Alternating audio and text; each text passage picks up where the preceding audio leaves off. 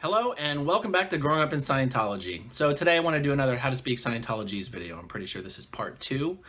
And so generally speaking, I'm kind of planning on doing 3 different types of videos. So I've got a whole list of subjects where I'll just think of something and I go, okay, we've got to talk about this particular aspect of Scientology. Usually it'll be something that I don't recall having heard publicly discussed before. So I call those my subject videos, and I've got a whole giant freaking list of subjects that I think would be really interesting to talk about. And then I've got the How to Speak Scientology's terms videos. That's and that's being driven by feedback from you guys on things you want to hear me explain how to properly use certain terms. In my first How to Speak Scientology's video, I have explained what I feel is the purpose for these How to Speak Scientology's videos. It is not that people should learn how to speak Scientologese. Who gives a shit? Scientology is not very important in the world, and there's no reason for people need to learn how to speak that whole lingo. And you know, the fact that the lingo itself even exists is part of the nature of a high control group and how groups like Scientology kind of insulate themselves from the outside world by giving themselves its own language. So it's not my goal to teach people how to speak Scientology. My goal in this is that if someone has an acquaintance, a friend, a family member, and they want to talk to this person about Scientology with the goal of kind of opening their eyes, maybe planting some seeds of doubt. This assumes that you've already answered the question for yourself. Is it any of your business to plant seeds of doubt in this person? And we assume in these scenarios that the answer is yes. My point in all of this is that in order to have any chance of being taken at all seriously by a Scientologist, and in order to have any chance of your message being received, you have to know how to properly use the words, or they are just going to completely tune you out. They think you're completely full of crap. And if you watch the first part of the How to Speak Scientology's videos, I just give a little more of a detailed explanation for how all that works. Okay, so I've got my subject videos, I've got my How to Speak Scientology's series that I'm gonna just work on over time, and then of the Q&A videos. So that's how I'm generally planning on structuring the content on this channel. So today we're gonna do How to Speak Scientology's, and it's probably gonna be about an hour.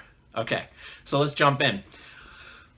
The feedback on these things have been fantastic as far as ideas of what people want me to discuss here. So, all right, first thing. Oh, this is really meaty. Okay, AOs. This has to do with Sea Org organizations and the types of Sea Org organizations. And this has to do with someone saying that they hear former Scientologists throwing around the places they worked, and it's very, very confusing. And I think I know what they're talking about. So in Scientology, in the Sea Org orgs, and I'm not going to explain Sea Org orgs again, just watch the first video.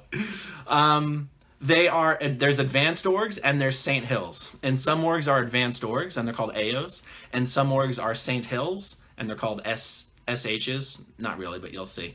And some orgs are both, so they're called AOSHs. And an advanced org is simply an org that can deliver the OT levels and does deliver the OT levels. A Saint Hill org, this is not the same thing as Saint Hill size org. This is an org that you would say this org is a Saint Hill, not this org is Saint Hill size. Any Scientology org can be Saint Hill size, but a Saint Hill is an org that can deliver the Class 6 Auditor course. And the Class 6 Auditor course is called the Saint Hill Special Briefing Course. And it's called that because the course was originally delivered by L. Ron Hubbard at Saint Hill in East Grinstead, Sussex. Saint Hill was the name of his manor. It wasn't a castle back then, it was just a manor. Saint Hill was the name of his home in East Grinstead, Sussex, and he delivered a course there where he would lecture to people and do auditing demonstrations, and it was called the Saint Hill Special Briefing Course. And certain Sea Org organizations deliver the Saint Hill Special Briefing Course, and those that do are called Saint Hills. So in Los Angeles, I think a lot of Scientology watchers would be familiar with, in Los Angeles, you have L. Ron Hubbard Way, and you have, some people call it the Complex, some people call it Big Blue. It's between, I think, Sunset Boulevard and Fountain. I'm probably messing all this up. It's right near the intersection of Sunset and Fountain. I worked there for 4 years. You'd think I'd know. And on one side of the street, you have a Saint Hill. And on the other side of the street, you have an advanced org. And the Saint Hill is the one that has an incredibly hideous, ugly sculpture of a lion in front of it. It looks like a child did it. And it's called, that org is called the American Saint Hill Organization, otherwise called ASHO. And I think that's an example of one of the words that you'll probably hear former Scientologists throw out frequently, because ASHO is kind of a popular place to do courses in Los Angeles. So that is called ASHO. So no one calls it a Saint Hill, no one calls it an SH, they call it ASHO, but it's called ASHO because it's the American Saint Hill Organization. And all that means is they deliver the Class 6 Auditor course. On the other side of the street, you have AOLA, Advanced Organization of Los Angeles. They deliver the OT levels. So I'll try to get this off the top of my head. In the world, you have an advanced organization here in Clearwater at Flag, and they call it the Flag AO. And that is a phrase you'll hear Scientologists around all the time. Oh, I was at the AO today. Oh, I'll meet you at the Flag AO. Oh, I have an appointment at the AO.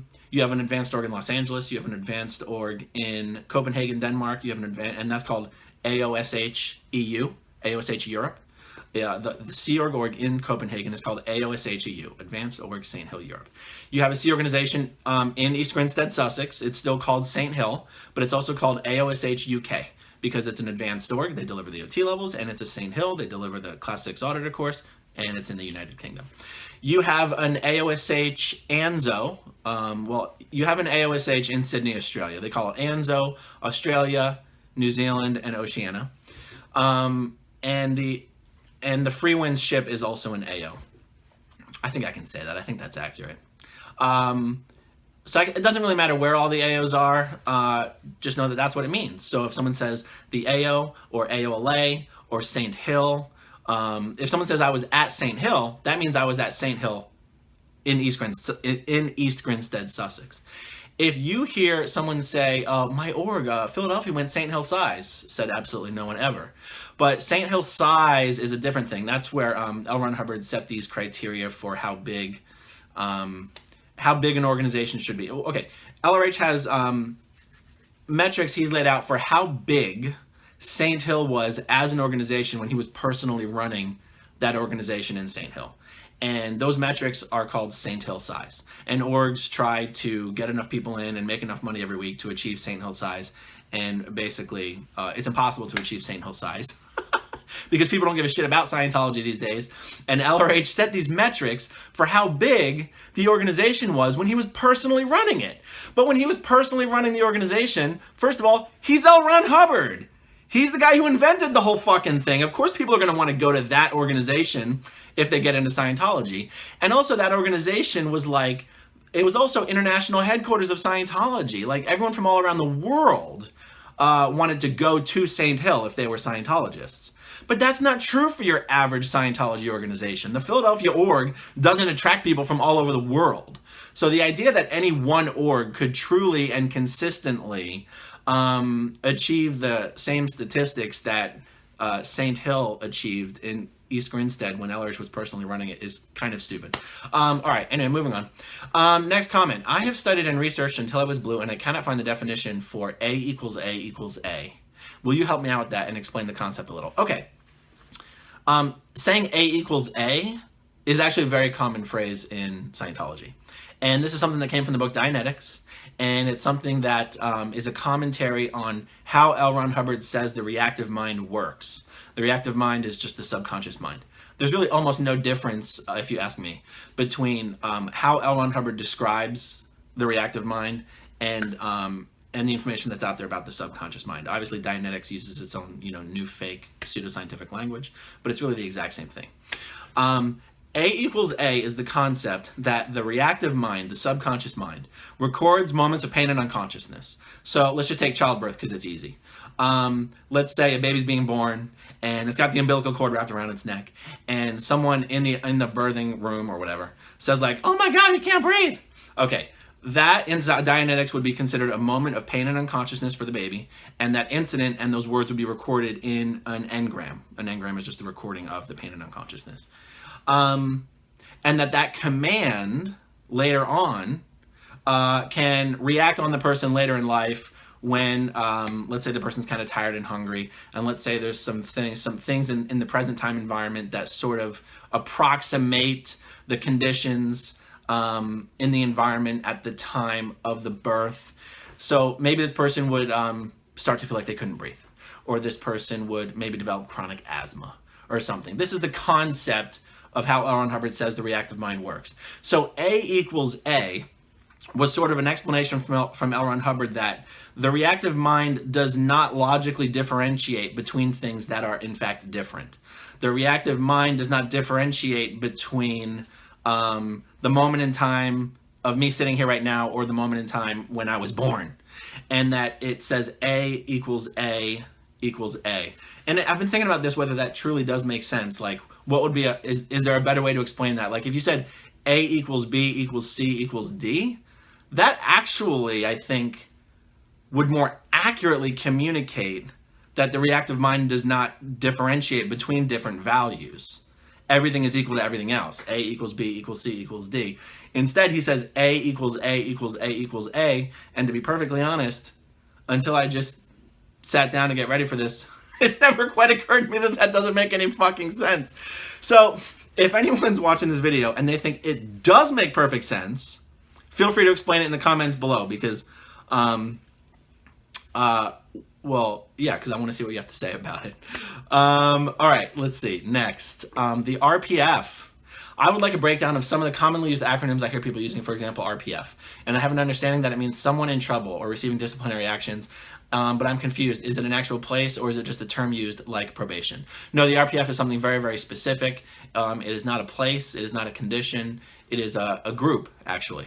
So the RPF, I'm not exaggerating when I say that the RPF is best understood by simply calling it the Gulag for Sea Org members. I'm not exaggerating. The RPF is not just getting in trouble. The RPF is the Sea Org equivalent of being declared a suppressive person, but being allowed to remain in the Sea Org. It's almost like, we're going to declare you, but if you want to have another alternative, you can stay and you can do the RPF or go to the RPF. RPF stands for Rehabilitation Project Force. And there is no equivalent in normal society or any other religious group I can think of. Let's say you're a Sea Org member. Let's say you've been there for 15 years. Let's say you're married. Let's say you have kids who are not in the Sea Org. And let's say you're assigned to the RPF. Some people stay on the RPF for 10 years. I've heard of some people doing the RPF as quickly as 1 or 2 years. While on the RPF, you are not allowed to see your family, ever. You're not allowed to receive phone calls or make phone calls. You are not allowed to eat or birth. In other words, at the end of the night, you don't sleep in the same shared housing accommodations as other Sea Org members. You have to wear all black. You have to run at all times. You do 5 hours of hard labor a day and 5 hours of Scientology study. You are not allowed to speak unless spoken to. It is not very easy to accurately communicate how much, the extent to which you have no rights and no civil liberties and no freedom. Like, it cannot be overstated. You do not have a phone. You do not have a computer. You do not have time off. You do not have days off. You do not have breaks. You do not wear you do not wear normal clothes. Like, you don't have, your life is not your own. You are, during my whole time in Scientology, I would have always rejected the idea that this was in some way a prison. The more time that goes by with me no longer being in Scientology, the more incredulous I am that something like the RPF can exist. As a Sea Org member, you already don't have civil liberties and freedoms. As an RPFer, which is a term, an RPFer, it's taken to a whole new level. I'm trying to think of other specifics I can give. When I say you have to run everywhere, I mean, the RPF is segmented into like regiments, like the Army, like boot camp. And, you know, you're going to be yelled at if you're walking anywhere. And you're like, well, where would you be walking? I don't know, from one part of a work site to another part of a work site. Let's say you're operating a table saw over here and you've got to go pick up a piece of wood. Well, you better be running. Otherwise, you're breaking the rules and not being ethical, and you're going to get screamed at. Again, this idea, like, you cannot originate communication to any other Sea Org members who happen to be working in your area unless they speak to you first. You have to call everyone sir. Like, all Sea Org members are just sir. Whereas in the Sea Org, that's actually not true. Sea Org members don't have to call each other sir all the time. You only have to call people senior to you sir. All Sea Org members are senior to RPFers. So all RPFers must address all Sea Org members as sir if they are spoken to at all, to begin with.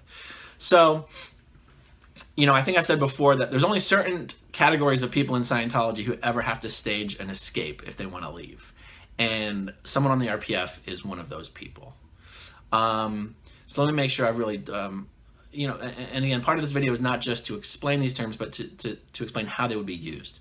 So if you're an RPFer, if you're a Sea Org member, and you might say something like, I'm not going to go to the RPF, or I will not do the RPF, or you can say, I was RPF'd. I know someone who's been, I was RPF'd 3 times. I graduated the RPF. I mean, that's pretty much it. If you feel like there's anything more you want clarified on this, just comment below. Okay, the terms on lines versus on course. Let's see. Can you explain the difference between being on course and being on lines? I've heard both used, and I know it's being active, but does on lines mean just getting auditing versus taking a course, or are they interchangeable? Yeah, there you go. So on lines means I am actively participating in a Scientology service. Off lines means, yeah, they're not enrolled on anything. So on lines can mean you're on course, it can mean you're getting auditing. It could even mean you're doing an extension course, actually.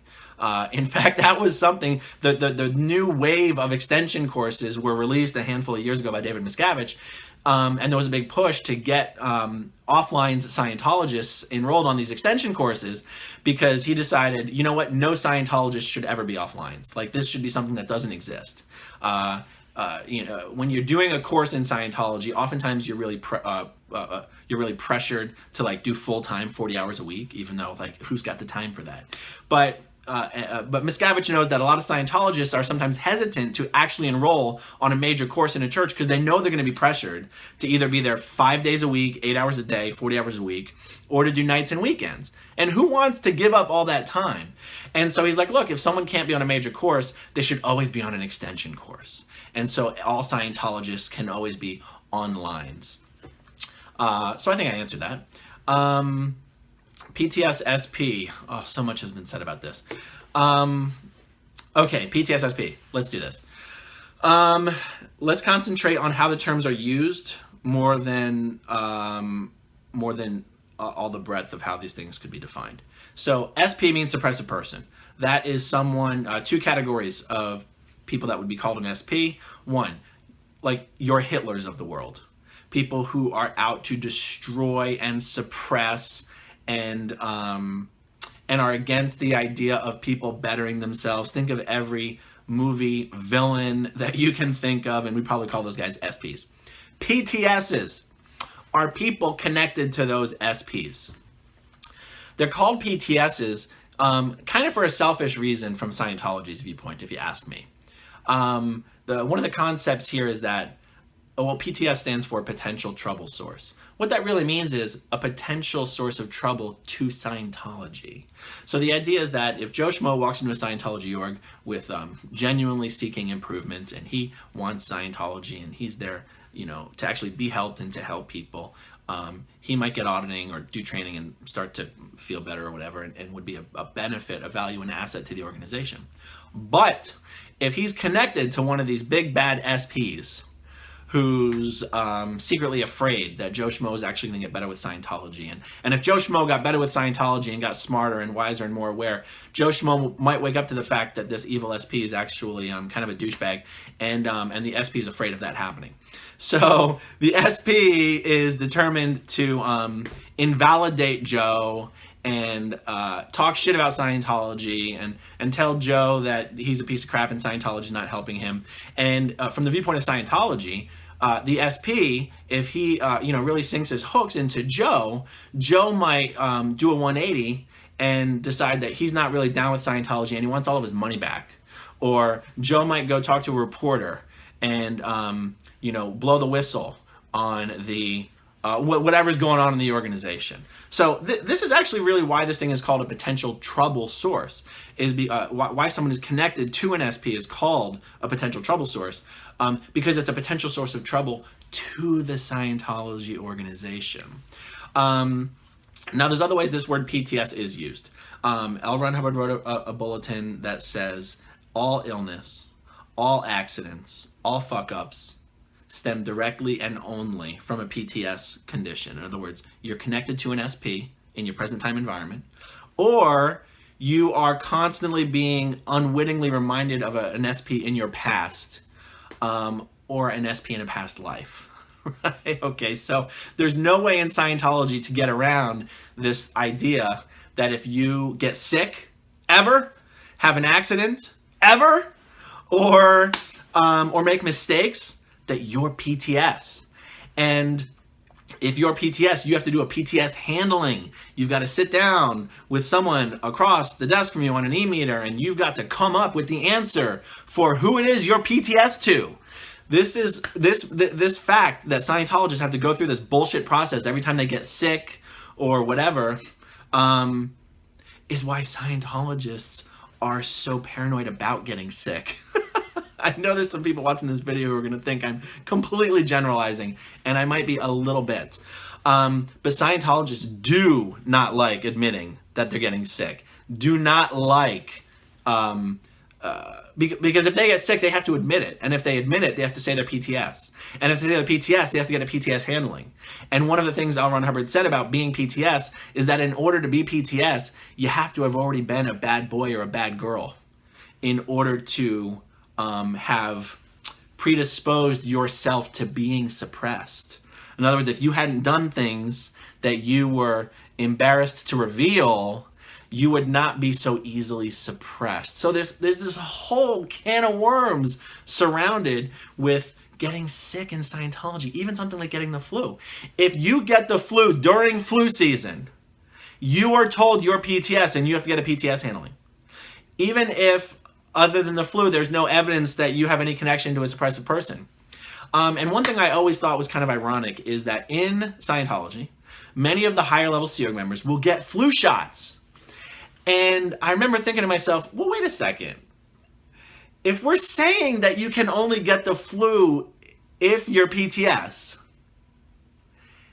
and if you're getting a shot to prevent you from getting the flu, then aren't you sort of covering up the fact that you're PTS? Like, if you're PTS, the organization is supposed to investigate that and find the source of it for the sake of the organization. But then you're getting a shot to prevent you from getting the flu, which would be the red flag that says you're PTS, and yet David Miscavige and all his underlings all mandatory have to get flu shots. I'm like, hey, something doesn't quite add up here. So let's see, how else might this word be used? Let's say, if someone is starting to doubt Scientology, if someone is starting to listen to critics, if someone is starting to read the internet, Scientologists will say, oh, he's gone PTS. Because the SPs who are lying about Scientology in the media have gotten their hooks into him and they've connected to him and he's gone the effect of them. If someone is getting depressed, Scientologists do believe in depression. They just don't believe depression is caused by drugs. They believe depression is PTSness. If you're depressed, it's because you are being suppressed or being sort of re-stimulated to a time when you were being suppressed. And so, and I also want to make sure, I want to be clear about this because I think I might have miscommunicated this in the past. So you can have, I was going to say, it's not like everyone is either PTS or SP. You can, and I skip that. I lost my thought. Okay, PTS, SP. Okay, I think I've covered that. All right, overts. You've got to explain this to people. Even people who are out of Scientology will constantly refer to overts or having an overt. And 99% of people have no idea what they're talking about because of the fact that in real English, overt is an adjective and not a noun. Also, clearing up why Scientologists use the word data in the place of words like information or knowledge or facts would probably be helpful too. Okay, great. So Overt is both an adjective and a noun in Scientology. You can say an overt act, or you can just say an overt. And an overt is just short for overt act. And an overt act in Scientology just means a destructive act. You say, well, how do you decide whether something's destructive or not? If something is deemed to cause more destruction than construction, then it's an overt. An overt is just another word for a sin or a transgression. If you're a little kid, I snuck the chocolate out of the cupboard when my mom didn't want me to. That's an overt. If you're working in a business, I lied on my time card. That's an overt. I cheated on my taxes. That's an overt. Or if you're working in a Scientology organization, I failed to report Joe when he said something snarky about David Miscavige. That's an overt. And that's really all overt means. Is there any other commentary that this deserves? Almost all bad conditions in Scientology are fundamentally, when you kind of distill down everything L. Ron Hubbard said about these things, comes down to you have committed overts and karma is kicking in. Karma is a loaded word, so I won't use that word. L. Ron Hubbard says committing an overt act is sort of a flow of energy outwards. You have done something destructive, and you will inevitably pull in something destructive happening to you. So if you're parked at a red light and you get rear-ended, a Scientologist's first thought is going to be, who am I PTS to? How am I being suppressed in some way? And what overts have I committed recently that I have not come clean about that has caused me to pull in getting rear-ended? This is really, when taken to its extreme point, fucking mental abuse. I mean, I never would have said that while in Scientology. I never would have felt that way while in Scientology. But it's like when you put someone in a frame of mind where no matter what happens in their life, it causes them to go, in what way have I been bad? What have I done wrong to deserve this? It's the ultimate self-victim blaming. And it gets on automatic, right? And in some ways, self-reflection is very valuable and positive. It's good to be able to sort of take a step back and be willing to examine how you are responsible for things happening around you. But there's a balance to be struck there. You are not ultimately to blame for anything bad that happens to you ever. But Scientology feels otherwise. And that has everything to do with this concept of overt and overts. It's just everything about Scientology comes down to fucking overts. Okay, Thetan. All right, I think the biggest thing here is that way too many people say Thetan. And I don't know how a journalist or a TV producer or anyone can ever write a piece or do a piece on Scientology and not take the time to know that the fucking word is Thetan. Thetan, Thetan. It is not Thetan. A Thetan is supposed to be who you are. It is supposed to be you yourself. It is not supposed to be something you have. It is not supposed to be this thing that rises to heaven. It's just you. Okay, so dead agenting. Dead agenting is actually dead agent is actually a pretty common word in Scientology. And so dead agent is a way to discredit someone through ad hominem attacks, essentially. It comes from LRH fancied himself an intelligence operative, and he had a lot to say about the subject of intelligence and counterintelligence and all that kind of shit. And so the concept is that if you have someone, let's take it specifically in Scientology, if you have someone out there talking shit about Scientology, to dead agent them would be to completely discredit them personally so that no one would ever take anything this person says seriously. This has to do with discrediting the person themselves as opposed to actually taking up any of the details of what they're actually saying. This is just ad hominem attacks nonstop. And And so let's see, that can be used as to dead agent someone. Yeah, it's used as a verb. Like, oh, and of course Scientology loves its acronyms. So in Scientology, they just say DA. So let's say like when Mike Rinder and Marty Rathman started talking about against Scientology, the church actually put together these little packs, like literally packs, binders with packets of information about them, about what terrible, horrible, destructive people they were during their decades in Scientology. And these are called a DA pack. It's a DA pack, and the director of the Office of Special Affairs in the local church of Scientology would hand out the DA pack for staff members to read, so that they would just, to prevent Mike and Marty from having any impact on these staff members. Like, so if these staff members hear things Mike and Marty are saying, they're going to go, oh yeah, but you know, Mike's this and that, and Marty's this and that. So they work for Big Pharma. You know, they're CIA plants. You can't believe anything they say. So yeah. Okay, downstat. Scientology is all about statistics. Downstat means your statistic is down. If your job as a receptionist is to properly answer phone calls, and you answered 40 phone calls yesterday, and you answered 30 calls today, you are downstat. In the Sea Org particularly, I can say every week, every Sea Org member has a statistic. It does not matter what your post is. It doesn't matter if your job is just to study full time. You have a statistic of number of pages read, and number of words looked up in the dictionary, and number of drills completed.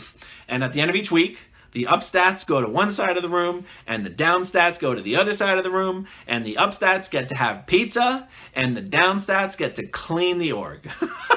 I'm not kidding. It's that childish. The one thing that's a little crazy about how stat management is done in Scientology is it's always done compared to the week before.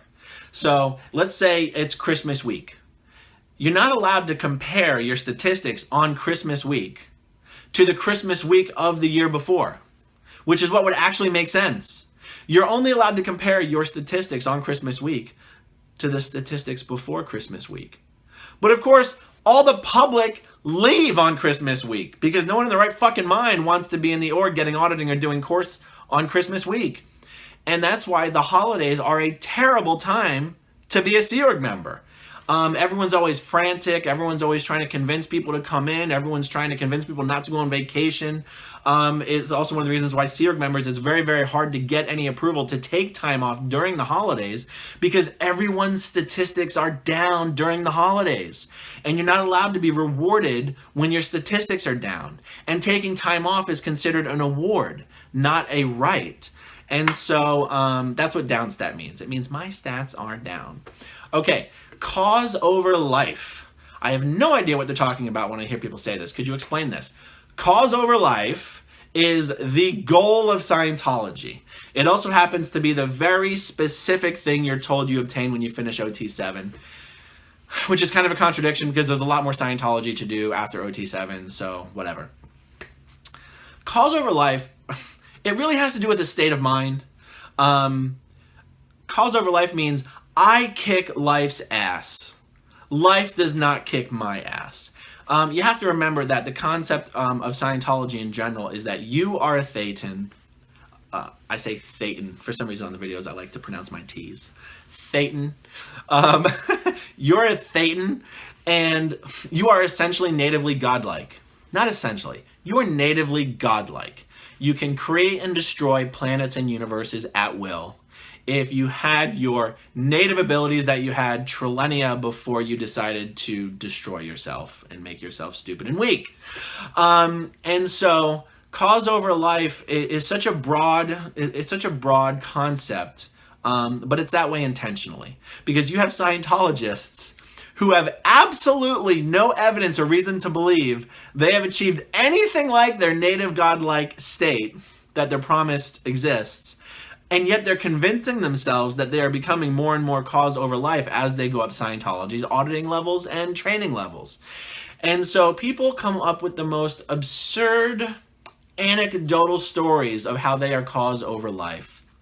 Whether I hear there's all sorts of funny stories of people rushing to the airport and they were gonna miss their flight, but They made a postulate. A postulate is just like a decision, a directed thought that something's going to happen. They made a postulate that plane was going to wait for them. And wouldn't you know it, by the time they got to the airport, their flight had been delayed. Yay for Scientology and being cause over life. Or people come up with all sorts. I mean, I could spend a lot of time coming up with examples of stupid stories, but you can easily find them on the internet. Just Google OT phenomena, and you will find excerpts from Scientology magazines of people giving stories of how the OT levels help them become cause over life. And I think that's as much as I can explain it. Okay, the next term, KSW. In Tom Cruise's famous black turtleneck video, he mentions KSW. KSW is so important to the concept of Scientology. KSW stands for Keeping Scientology Working.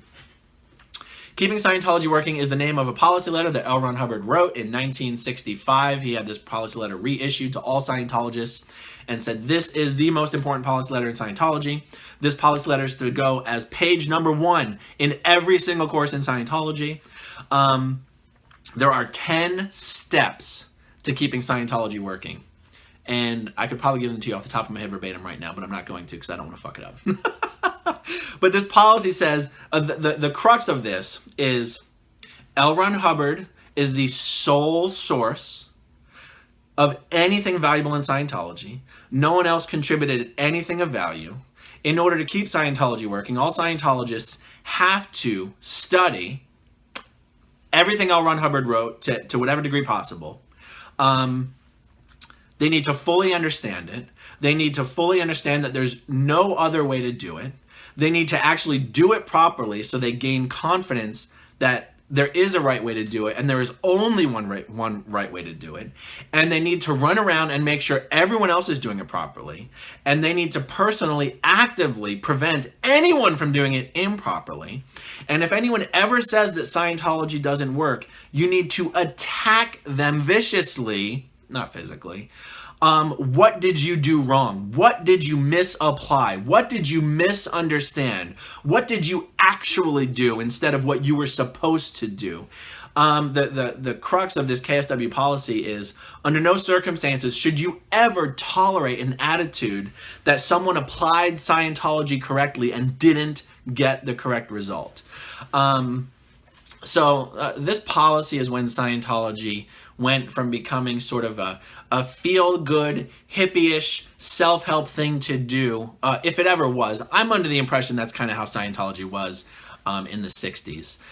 This is when Scientology moved from being that to being like this messianic, kind of dogmatic, sort of zealot level of a body of work that was demanding zealous adherence from people, instead of having it be something like, hey, read some books. If you feel better, tell other people about it. Try to be a good person. Use Scientology to live a happier life.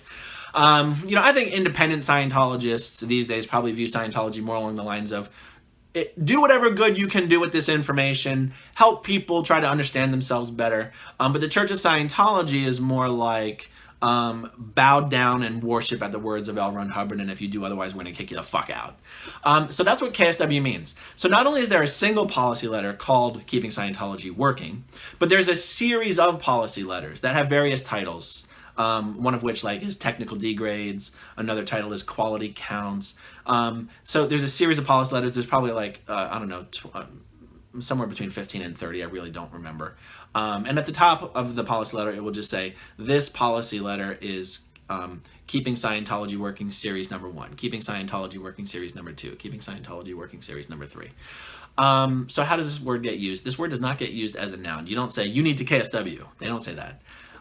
They just say that's not KSW. Okay, yeah, if someone says something like, oh yeah, I did this, but it didn't work.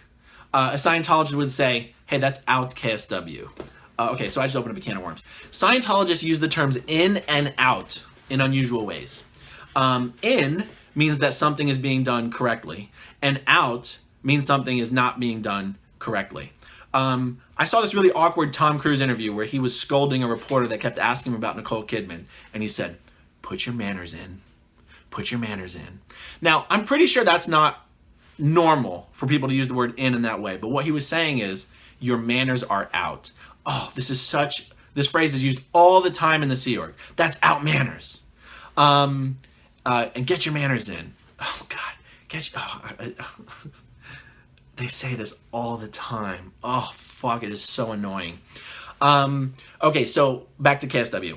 You said that's out KSW. You're not applying KSW. You have to get your KSW in.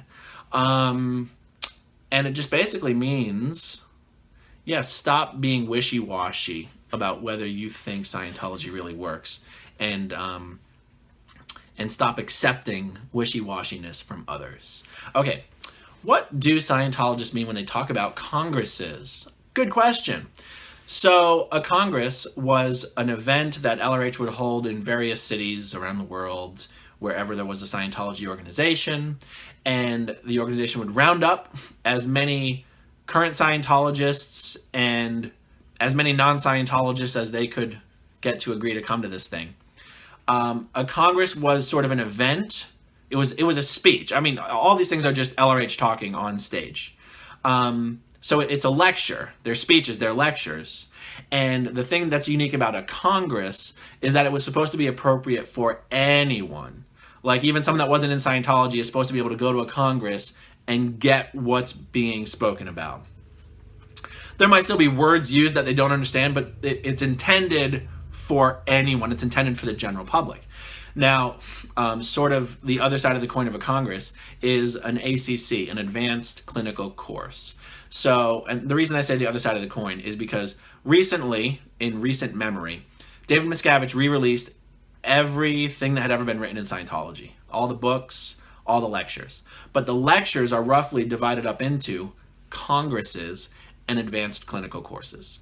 So an advanced clinical course is the same thing where it's a lecture, but it was intended for previously trained auditors. It was intended for people who were already professional auditors, and the content of those lectures have to do with auditing procedures and advancements that he had made in auditing procedures, whereas a congress, the subject matter is not how to deliver auditing. The subject matter was whatever the hell LRH decided he was going to talk about, but it was more geared towards life issues and not necessarily auditing.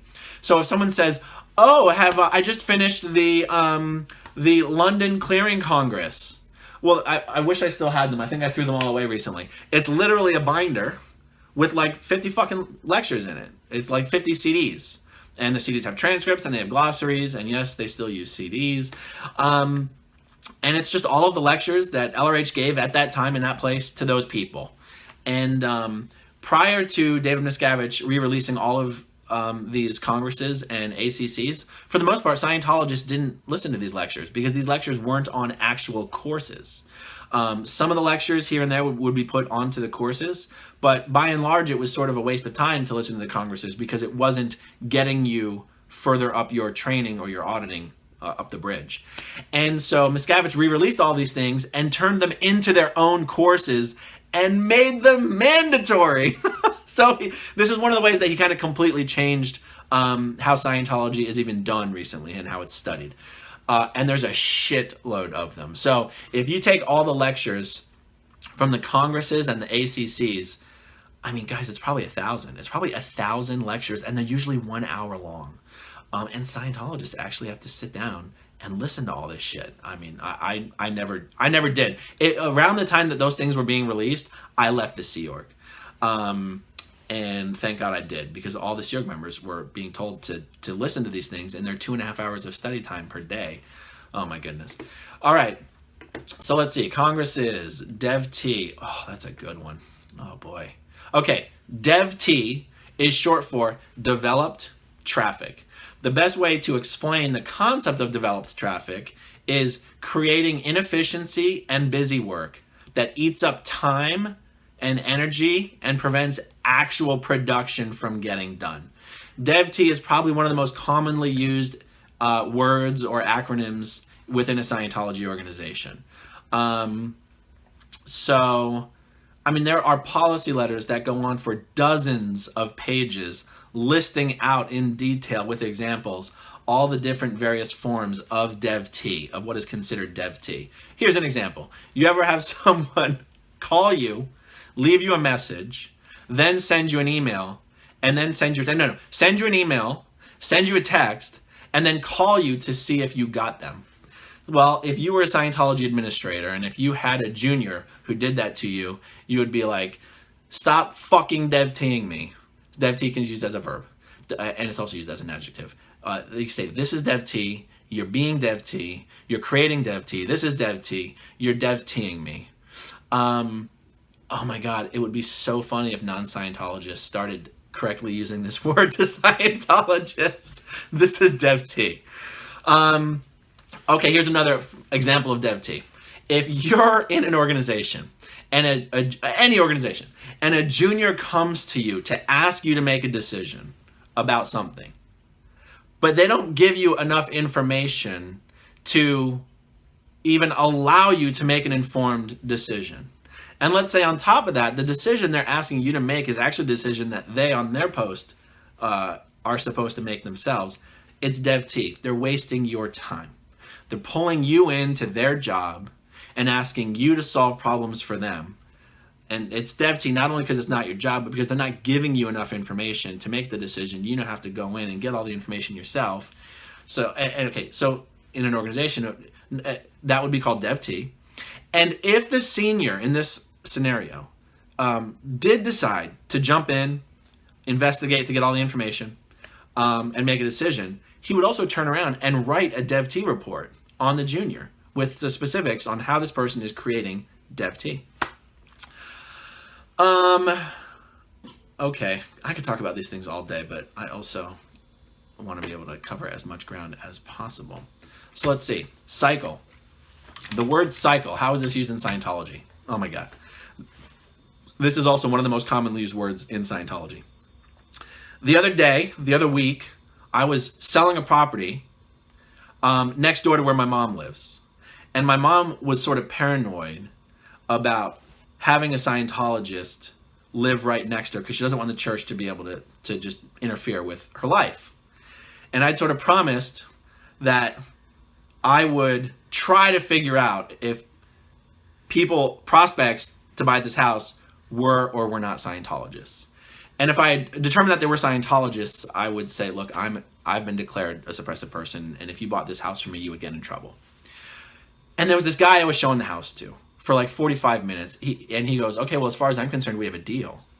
And I go, this was my house. It was like, I own this house. I'm not like a realtor. And I'm like, oh, we have a deal. Oh.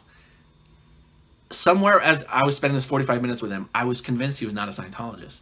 And he said one word. He said the word cycle. He said, yeah, I was out of town because my mom passed away and I had to handle that cycle. I was like, fuck, he's a Scientologist. And he's like, as far as I'm concerned, we have a deal. And I'm like, okay, well, bring me a contract. And he goes, well, how about I bring you a check? And I go, fuck. I'm like, okay, let me ask you a question. Are you a Scientologist? And he's like, yes. How did you know? I'm like, oh, well, you said the word cycle. And if you want a little clue into how Scientologists see themselves, when I explained to him that I had been declared, sorry, I'm a little stuffed up. My mom had been declared, I was on Leah's television program. He said, you know what? I could tell you were really bright. I should have known you were a Scientologist. Like no one in the real world can be bright because all the bright people find Scientology and get into Scientology. Okay, cycle is short for cycle of action. And in Scientology, the cycle of action is start, change, stop. Sounds pretty fucking simple, right? Well, it is simple, and it applies to absolutely anything. So cycle, the way this is used most commonly is I have to handle a cycle. If you're trying to get an appointment with somebody, I don't know, it would be normal to be like, I have to take care of some things, or I have some errands to run, or I have some things to take care of first. In Scientology, you say, I have a few cycles to handle. It just means you have some things that you need to start and finish. Within a Scientology organization, this is also used when talking about getting money from people. So a registrar is the person in an org whose job it is to get people to pay for auditing and training. And every morning in the beginning of the day, they will put together a list of their hottest cycles. They're called reg cycles. So a reg cycle, and this is one of the most common phrases in an org. A reg cycle. If I were to go downstairs and be like, "Oh hey, I wanted to meet Joe. We're gonna go grab a bite to eat." He'll be like, "Oh, Joe's in a reg cycle." Or let's say if I was a supervisor in the course room and one of my students was in a conversation previously with the registrar for paying for an auditing package, somebody might come up and say, "Hey, when course gets out, can you send Billy down to the reg for a reg cycle?" I don't know, how else is this word used? It really is used as a noun like that. You wouldn't say, "I need to cycle this." That's not how it's used at all. What's other just casual usages? "Oh, I have so many unfinished cycles. Oh, I have so many unfinished cycles. It's driving me crazy." Cycle is used more commonly than cycle of action. And God, I don't think, there's no way this word is absolutely never used this way in the normal world. This is just strictly Scientology usage. Okay, exchange.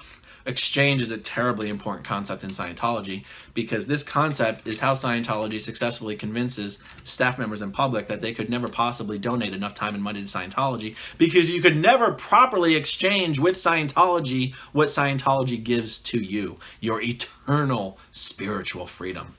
Okay, exchange in Scientology, he says there's 4 conditions of exchange. I hope I don't screw this up. There's no exchange, just outright theft. Taking something and giving nothing. There's partial exchange, taking something and giving something that's not quite of the same value. There's fair exchange, which is taking something and giving exactly the same value. And then there's exchange in abundance, which is you take something, you always give more than you receive. And so being out exchange, this is where the terms in and out come into play here again. Out exchange, such a common word in Scientology. Oh, that's so out exchange. So if a parent might have this idea that one of the reasons kids act so irrational and erratic sometimes is because they are sort of put in a position in life where they are constantly out exchange with their parents. The parents provide life,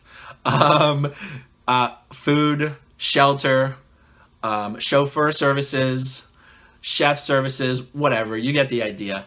And the kid is not in a position to be able to properly exchange because he's just a kid. And there's this sort of idea in Scientology that being out exchange messes up your energy flows.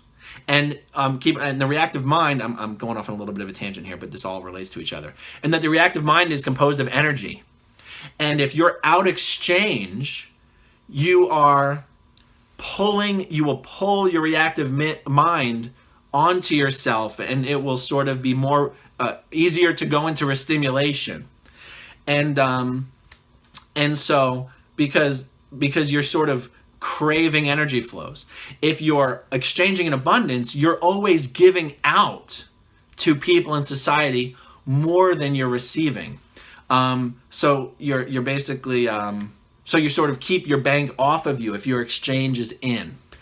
And okay, so as far as actual usage, it's a noun and a verb. You need to exchange. Let me think.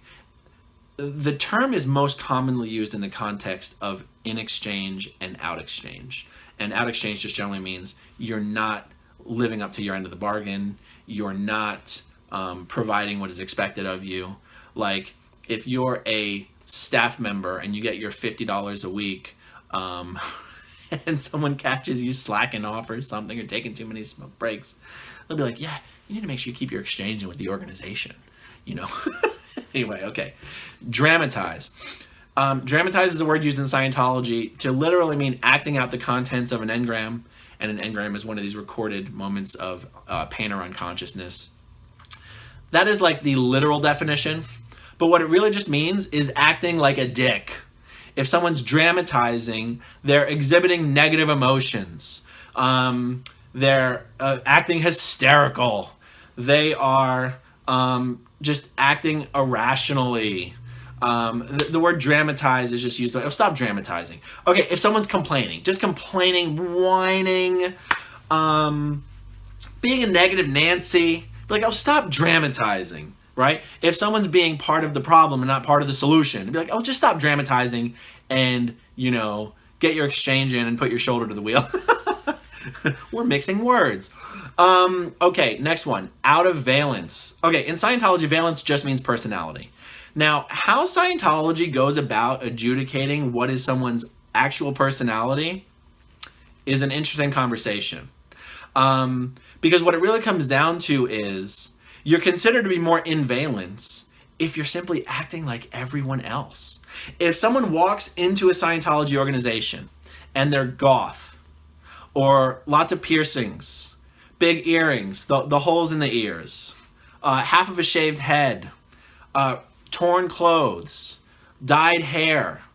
A Scientologist, when talking amongst themselves about this person, would be like, oh, completely out of valence. Well, how the fuck do you know what the person's normal valence is, right? That's literally all it means. Out of valence means you're trying to be someone else. You're trying to be someone you're not. You're trying to imitate others. And the irony here is incredible, because all Scientologists really end up doing is imitating each other, or imitating David Miscavige, or imitating L. Ron Hubbard. But that's considered in valence. Being weird is just considered out of valence. It's literally something people will say to each other, like, yeah, stop being out of valence. That's kind of out of valence for you. Oh, if someone does something out of character, if someone just simply does something that is untypical for them, someone will say, you know, that just seems so out of valence for him. Let's say someone who's just a pillar of society is found to be molesting children. God, that's just so out of valence. Anyway. That's what that word means. Okay, surfac. Oh, shit, this is going to be a hard one. All right. We are going to skip, I think, the actual technical definition of a service facsimile. Surfac is short for service facsimile. Okay, we'll get into it a little bit. In Dianetics, a service facsimile was supposed to be, a facsimile was going to be an engram, and a facsimile means a picture, and an engram is a picture of pain and unconsciousness. And service facsimile, it was supposed to be an engram that the person was sort of intentionally keeping restimulated because he wanted sympathy from other people. So let's say someone had a chronic illness. The best illustration of this would be someone who's chronically ill, and from the viewpoint of a Scientologist, they would be like, yeah, I think you're kind of milking this thing. I think you're kind of wanting to be continuously chronically ill so that people have to come and do everything for you. I think this makes you feel like you have power over people by continuing to make yourself ill so that people feel like they have to help you. That's sort of a technical usage of a service facsimile, but here's how it's used commonly. A surfac is when you're trying to make yourself right, and that's all you're doing. You're just interested in being right, being right, being right. And so this is used all the time in Scientology. Stop surfacking.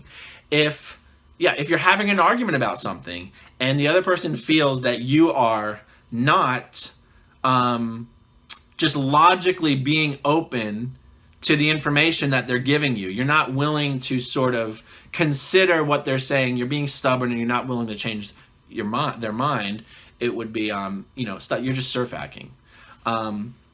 Let's say, I'm trying to give,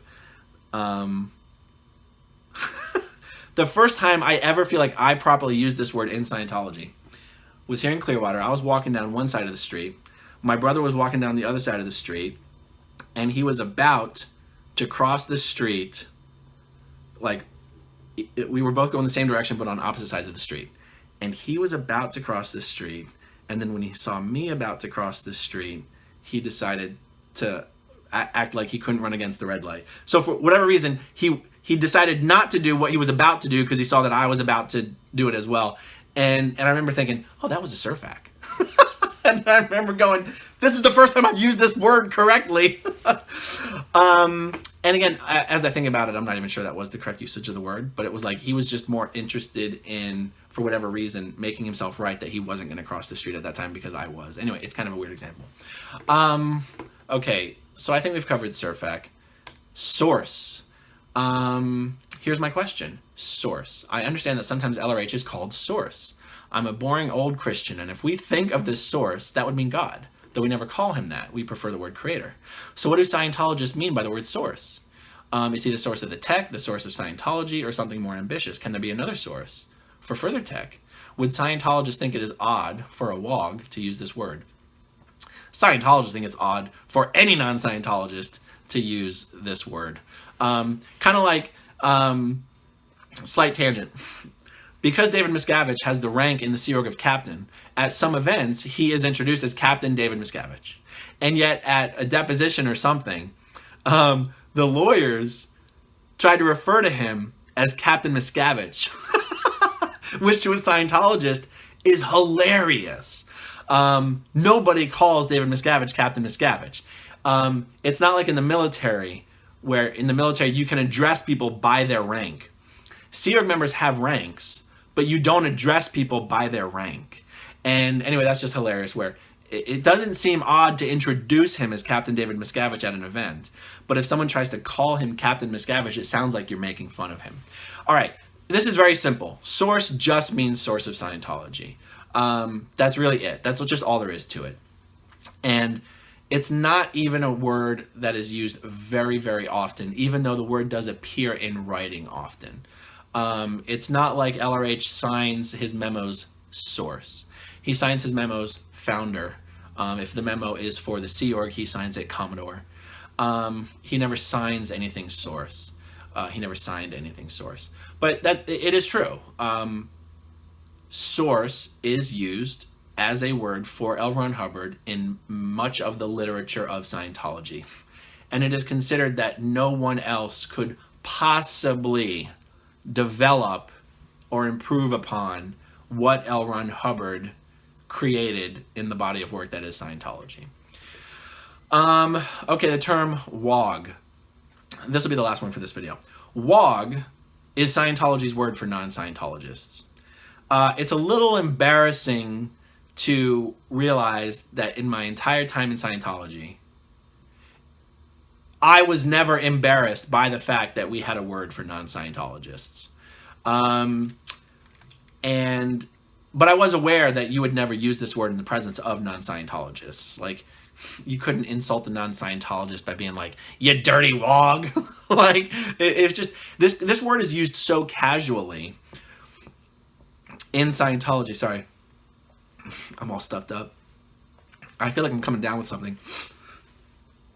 It must be all that talk about body Thetans in the last video, or about the Xenu. It stimulated all my body Thetans. I'm sure that's what it is. The word Wog is used so casually that it's almost not considered a slur. I mean, I sort of imagine like the Deep South a while back, or today, I don't really know, where I think kids growing up in the Deep South just thought that maybe the N-word was just what you called black people, and that it wasn't even derogatory. I'm not trying to give them too much credit, but, oh, sorry guys.